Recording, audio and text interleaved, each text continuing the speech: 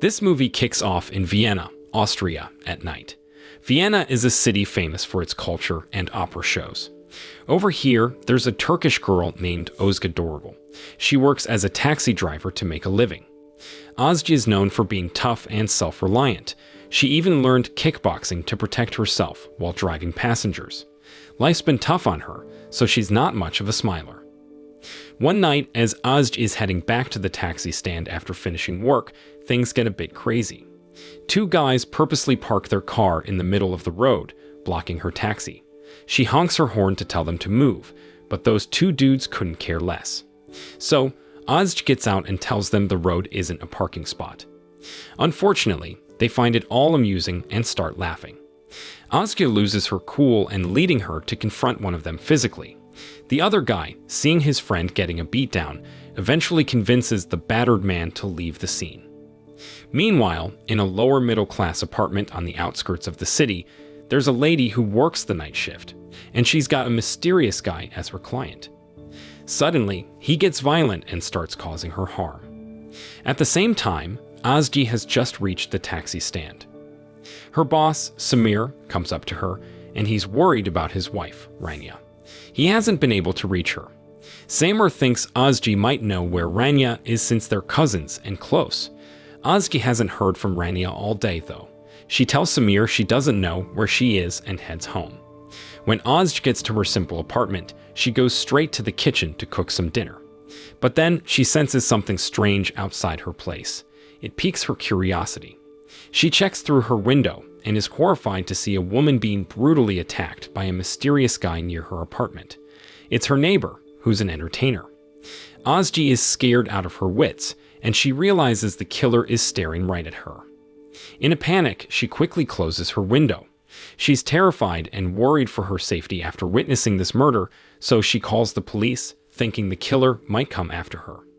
Not long after, the police and a team who investigate stuff arrived at the crime scene. But two detectives, Christian Steiner and Petrovich, started to think that Özge might be the perpetrator instead of just being a witness.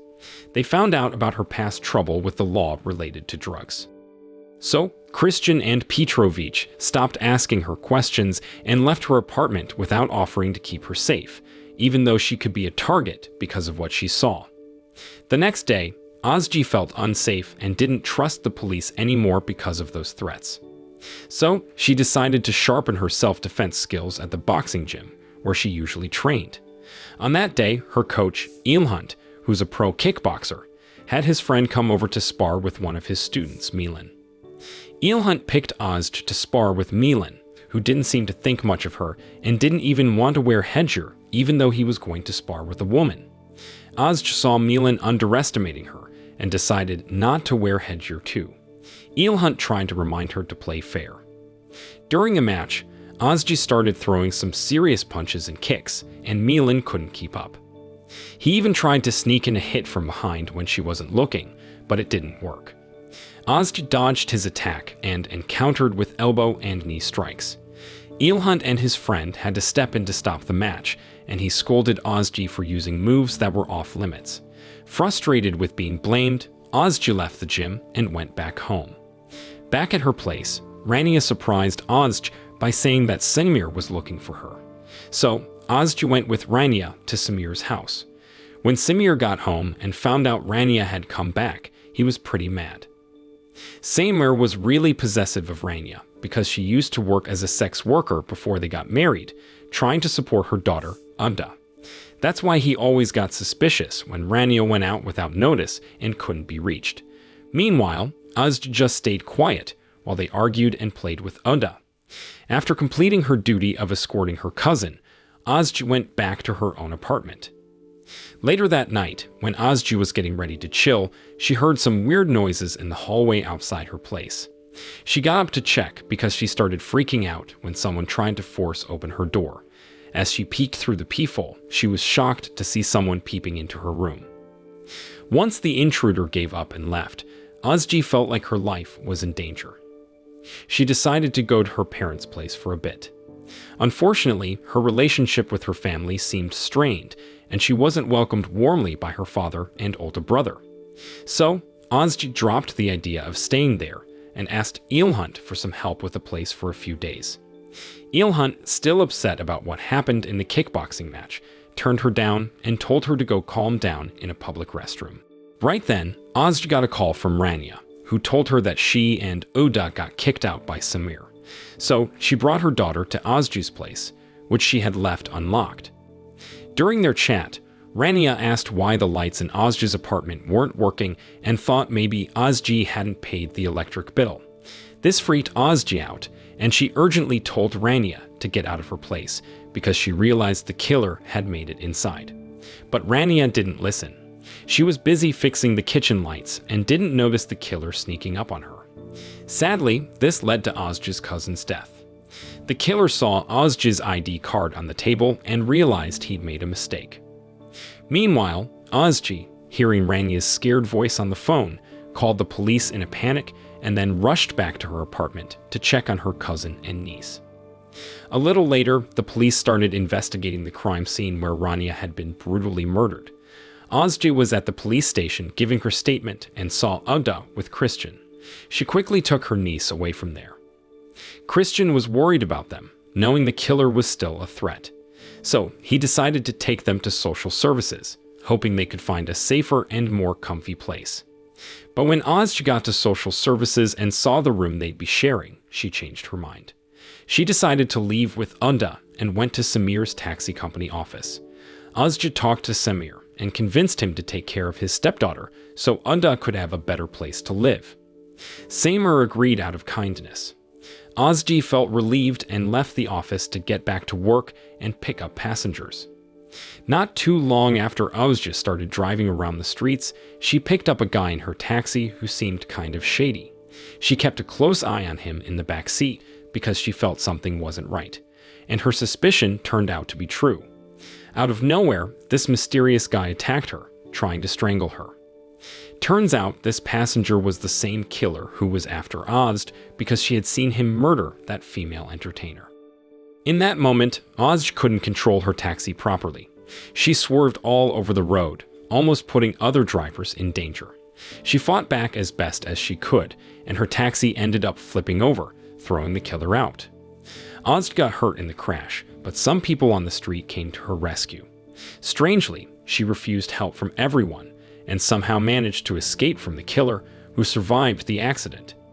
While running away, the killer tried to attack her again with a knife when they were on a bridge. Ozj kept dodging him until she felt trapped and jumped into the river. A few days later, Ozj woke up in the hospital and Christian, the detective on the case, told her she had been in a coma. He wanted her to help describe the attacker's face to the police, but Ozj, who had a lot of anger towards the police, chose to stay silent. This really frustrated Christian. On another occasion, Samir came to see Ozj in the hospital. He told her he had left Oda with Ozj's parents because he couldn't take care of Rania's daughter all by himself. But Ozj didn't want Oda to grow up with her family, so she secretly left the hospital at night and went to her parents' place to take Oda with her. Her dad didn't like that and even slapped Ozj. This made her even more angry at him because he had abandoned her and her siblings in the past and mistreated their mom. Before she left with Oda, Ozj also tried to convince her mom to come along, but her mom got mad and told Ozj to leave. In the middle of heavy rain, Ozj was feeling lost because she didn't know where to take Oda. She suddenly remembered Christian, the detective she trusted. So she decided to go to his house for help. But when she got there, Christian explained that he couldn't let Oda stay because he was already taking care of his dad, Carl, who had dementia. He wanted to get social services to look after Oda instead. Ozj firmly rejected this proposal and left right away. Christian felt bad when he saw Ozj and Oda with nowhere to go, so he changed his mind and let them stay at his house. He even quickly got a baby bottle for Oda, which made Ozj wonder if he had a child himself. Christian then admitted he used to have a kid, but they lived with his ex-wife after they got divorced. He also told Ozj about the serial killer who had been in the news. The police were hunting him down because he had killed several women the same way. It was a mystery why the killer targeted must-lean women who worked as entertainers. So far, 8 women had been victims of this guy. The next morning, before Ozj went to work, Christian reminded her not to leave his house because she was being watched by the police. They thought she had kidnapped Oda, but Ozj got bored and decided to take Oda for a walk in the park anyway. While they were out, a police officer got suspicious because Ozj was pushing a baby stroller. The officer came up to her and asked for her ID. But Ozj got worried about getting arrested, so she attacked the officer right there and then ran back to Christian's house. When Christian got home and saw what happened, he was pretty mad at Ozj for not following his warning. On another occasion, Ozj noticed a Quran in Christian's house and started reading it. She told Christian about some verses in the Quran that she thought might be related to the killer. According to Ozj, the killer misunderstood these verses and believed he was doing the right thing by purifying sinful Muslim women through his actions. But just as they were getting into the killer's mindset, Petrovich suddenly showed up at Christian's place. Ozj hurriedly hid Oda to keep her from being found out, while Christian tried to convince Petrovich that the baby bottle on the table was for his dad, who had dementia. He even got his dad to drink from it. One morning, Ozj accidentally saw Christian taking care of his dad, and that made her start falling for him. So when night came, she tried to be seductive by wearing sexy clothes and invited him to sleep together. From that moment on, they got closer and Ozj began to feel happy again, even smiling. One day, Christian and Petrovich got a tip that the person behind the murders of the female entertainers worked at the UN office in Vienna. They rushed over to the UN office and started asking questions to a guy named Said el-Hadari, who they suspected. Said answered their questions casually, but when Christian asked about an injury on Said's forehead, he started getting nervous, especially when Christian called Ozj on his dad's phone and showed Said her face. Said realized his disguise was blown and grabbed Christian's phone. He attacked Petrovich, hurting him badly, and then ran off. Christian tried to stop him but couldn't, so he called his team for help to rescue Petrovich, who had a serious neck injury. While Said had managed to escape, Ozg hopped into Carl's car and headed towards the UN office. She spotted Said running along the road and decided to take a different route to catch him. When she saw him entering a train station, she quickly parked her car and chased after him on foot.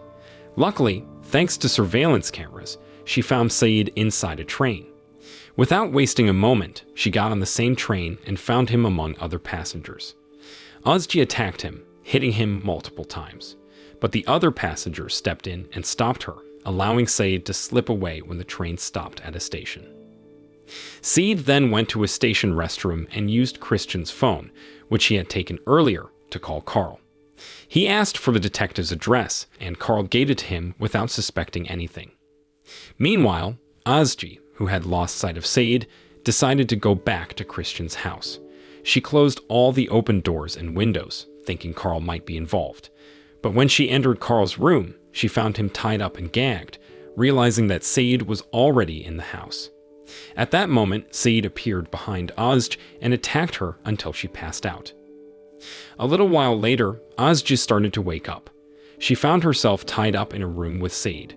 He had set up gas canisters and a bottle of gasoline. She couldn't fight back. Meanwhile, Christian tried to call Carl using a police officer's phone, but there was no response. He got a bad feeling and decided to go back home, sensing that something was wrong. Back to Said. He seemed determined to make Ozg apologize and show remorse, but she stayed quiet, which made him really angry. So he poured gasoline all over her and set her on fire. Ozg was in agonizing pain, but she tried her best to put out the flames burning her. Eventually, the fire died down. When Said came closer again, to his surprise, Ozg had managed to free her hands. She swiftly attacked him over and over until he couldn't fight back. Furious, Ozg tied him up and stuffed him into the trunk of Carl's car. Then she backed up the car. From inside the trunk, Said, who was still conscious, yelled to be let out, but she sped up and crashed the car into a wall. In the film's climax, the car was on fire, and Ozg tries to get out, but the door gets stuck. She starts panicking, especially when she sees the fire spreading to the back of the car. Luckily, Christian shows up just in time, breaks the window, and pulls her out of the car before it explodes. Moral lesson from the story: don't underestimate a taxi driver turned kickboxing detective, and always make sure you park properly in Vienna.